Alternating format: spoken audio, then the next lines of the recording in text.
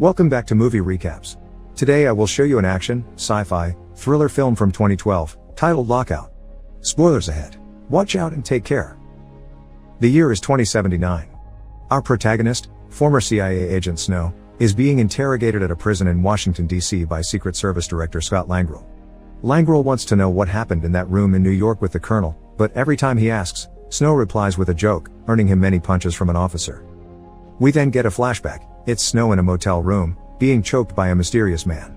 Since Snow keeps trying to fight back, the man pushes him onto the table, where we see Snow's phone getting a call from his friend Mace. Snow headbutts the man to get him off him, but quickly turns around to continue the fight.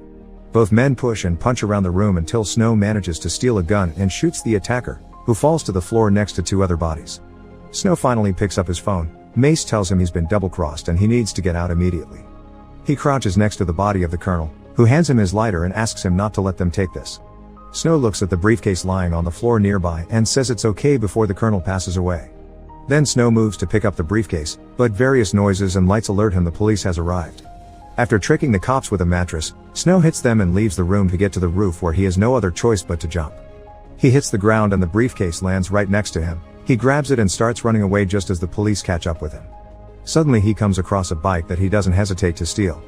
Now the chasing has moved to the highway, where Mace calls Snow to tell him to meet him on the subway and asks him to drop the phone since they're using it to track him. Snow does exactly that right as the helicopter that followed him explodes. When the subway station comes into view, Snow just keeps driving the bike inside and jumps off it before the bike falls on the rails. He runs through the station and makes it to platform 10 just as the train is about to leave, so he throws the briefcase through to doors right before they close for his buddy Mace to catch. The cops use that moment to capture him. We return to the present then, where Snow is finishing telling his story. Langrenn mentions they had the Colonel under surveillance because